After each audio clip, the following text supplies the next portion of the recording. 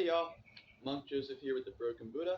I wanted to redo this video for the first class because this is kind of something important. I always give it to people as a first technique if they only got time to work on one thing. I always say like iron palm, iron forearm, and Sinawali technique. So I'm going to redo the video with like a full course and an iron forearm and Sinawali. Uh, so let's go ahead and get started. There are two other techniques that I recommend that are a lot easier done in person. I'll step back and explain. Um, so I'll cover those real quick. In Wing Chun, there's a drill, traditional Wing Chun, there's a drill where somebody throws, you have your buddy squaring off American boxing style, and you have them throw jab, hook, right?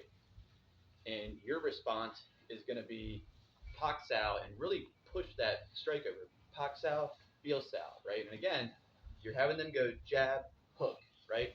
Jab, hook. And you're doing pak sao, feel sao, all right? And then do both sides. When you do these drills, start soft. You don't need to start like, all right, man, I'm gonna hit you as hard as I can. You've never done this before. You ready? Like, don't do that. Go slow. I don't care if it takes you 10, 20, or even 100 times to get the full strength, but you should start slow. And by the time you're doing the end of the drill, you guys should be trying to hit them in the head as hard as you can, and they should be deflecting. It's something you build up to. After enough time, you do the contact drills, it becomes a reaction. This is what makes some of these things dangerous or effective, however you look at it. So there's that one. The only other simple technique I recommend is called, it's a mantis arm break, where you have your buddy, there's a block involved too, where you're coming here, and then you shoot your punch at them, and then they chamber out here. But those two I'll show you guys as we're going through, and when I'm going through town, I can try to stop and show some people those. But this is the one that I'm recommending people do on their own because it covers a block and a strike. All right, so that covers those two. Now we got to cover the movement. Let's go through the iron forearm training first, all right? We'll go back to the 3-star block again. Oh, geez, the gopher holes in my yard are pretty brutal. All right, so your 3-star block is going to be 1, 2. It was dark yesterday, so you couldn't see that I'm hitting this outside part of my forearm, and then 3. And there are many ways to do this. If you want more bone contact, keep your palm open, and you'll get more direct bone contact. Like I can feel them bones, okay? You can do it with a leopard. Having a leopard hand or like this, right? If you point the leopard straight forward, no matter where you're contacting, you will notice there's a flexion in the forearm that protects you when you're blocking. This will give you more padding on the bones if you have cracked a bone or damaged a bone, or you just want to pad yourself to go soft, all right? Another way to do this is you squeeze your fist for impact every single time. 2, 3, 1, 2, 3. Sorry, I confused. 1, 2, 3, 1, 2, 3. If you can see, I keep going back and forth between having my punch chambered here for a Chui for Wing Chun and having it pulled back to keep my lung open, in case you're wondering why I keep making a little stupid mistake like that. So that's your 3-star block. It's better if you have a friend that you can do it with to build up slower and more effectively. And also, you know, I like the density of the pull, but when you're working with a person, you have more of that contact. You're already interacting with a person. So then once you're in the street fight or defending yourself, you're already making contact with the person all the time. The person attacking you probably doesn't make contact with people very often in that way. And yeah, they're not going to be as ready as you. Okay, so that's your basic iron forearm technique. I'll give you one more basic technique, and that's going to be a double block. Okay, you have to the outside of the forearms here, and then you have the same thing but switch to the inside of the forearm. All right. And my usage of these is out of the forms of Wing Chun, right? So if I'm coming here, I'm typically catching a roundhouse kick here and then going for that back leg. If I can't reach it here, going for the side kick, right? So roundhouse coming in, block, kick the leg. If you're too far away, switch to a side kick and you'll get it. You'll pop it out, all right? So those are your 2 iron forearm techniques, right? So you've got, all right.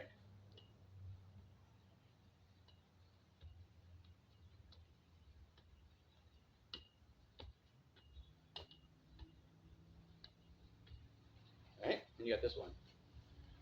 Lean into it. You can lean into it like you're catching a roundhouse, or you can swing into it, right? But make sure when you're doing your forearms, don't just hit your arms against a pole or a tree or your friend. Make it active. And if you're training with somebody, you should be building up your strength until you're hitting full power and have to back off, and then go and do your chi building or dit dao jiao. All right, so that covers your iron forearm. Now on to the double Sinawali technique. I'll do a better demonstration. So there are multiple open hand versions of this, and I'm just going to cover the one because the other one's way more complex and it's already a video for it. So the technique I had you doing that I made the video for yesterday, I'm going to grab sticks and come right back.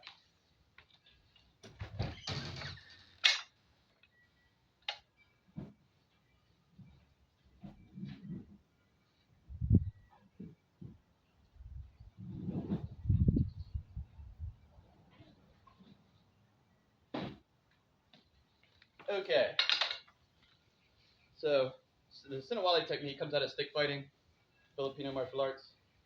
So this is the technique that I'm talking about, so you don't get confused for those who are following, all right? You've seen people do this before.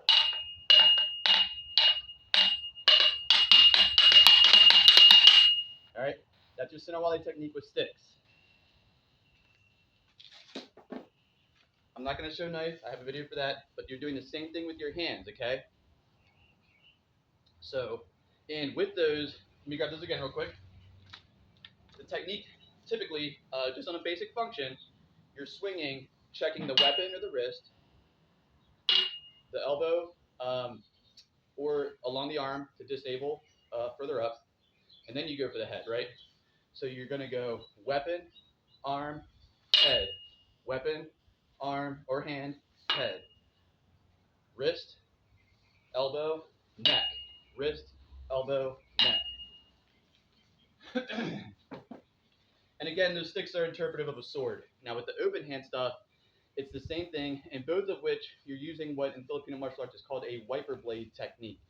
And it's very effective if you have iron forearm, just the basic swinging of the limb up and tensing the fascia to make contact and cause nerve damage. All right, so it's the same thing. There's a strike coming in. You check the weapon, right, or the wrist, pivot at the elbow, and then strike at the head or the neck, whatever you see. All right. And yesterday I said not to do palm strikes, and don't like focus on it for real. But there is a non-lethal palm strike that I totally forgot about, and that's cross-facing the forearm. But it's not a cross-face; you're doing it with a palm, because you have to imagine, you know, I've thrown a punch, you've made contact and turned me, pivoted the elbow, and you pop my head back. There's not a lot any human can do from this position other than get really, really hurt if they react.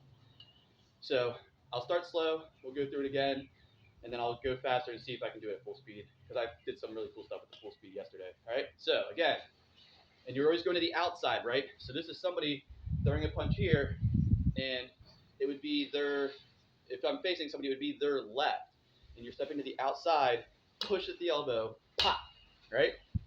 And then the next one would be a punch from the right. One, catch the weapon or wrist or hand, elbow, get them turned, bow, right in the forehead or the face, whatever you got to do to get them out of your way. All right, so I'll do it 2 more times, and then I'm going to start speeding up.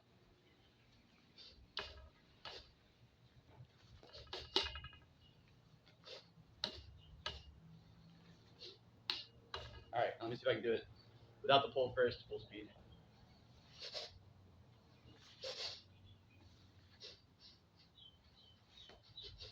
And the trick with this, normally you always bring your hand back, is that when you come, catch, push the elbow, keep your elbow there, boom, because once you come here, or palm, if you were to continue, you're going to keep controlling that side of the body, let this one come down and shoot the next one up, and you always keep one in contact with the elbow until they present another point of contact to control them with, okay? All right, so.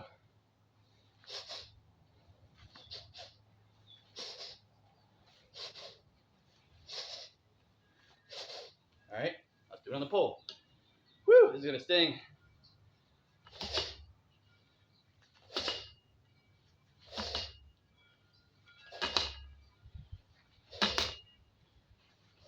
Ah.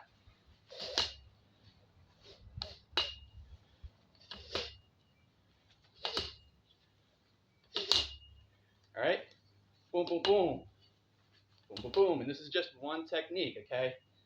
So there you have it.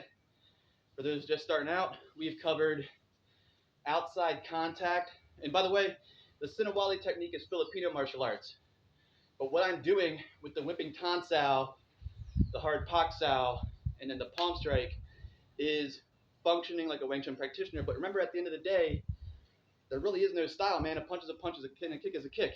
So I know everybody thinks they own the roundhouse, the side kick, palm strike, punch, but nobody owns these things. They're just human actions, all right? So there you have it. You've got your outside contact. Yesterday I did the earth striking video in case you accidentally come across and can find yourself in this position in a fight. Look at the earth makiwara video. And then we just covered, again, with your buddies, doing that jab hook, right? And again, this has nothing to do with this. These are just easy techniques for you to do. And you're going to push the jab out of the way. When they throw the hook, you come out and block here, so approximately here, so you can't build any power and strike at the same time. The benefit of this technique, as I was explaining to somebody yesterday, was if you were to make a mistake, it's so easy to correct, right? Somebody's throwing fakes, but for them to throw a fake, they have to come all the way wide around, right? Whereas for you to switch, you're just going like this. And as you switch, your arm's already moving towards the strike. So they're punching you and making you toward your body to pop them so hard, right? So again, you have your buddy jab punch, say 50 times each arm. And your buddy's going to get the arm conditioning of you constantly checking and popping them with this. So it's actually beneficial for everybody who's doing it. And do 50 times each side, 3-4 times a week. And then, you should be becoming reactive at that point. And be careful not to let your reaction get triggered by people you care about, just goofing around and stuff. And don't exhibit your skills to people goofing around, man. They're just people goofing around. They're not trying to challenge you. Calm down. All right, so there you have it. That is the best I can offer on a complete iron forearm explanation.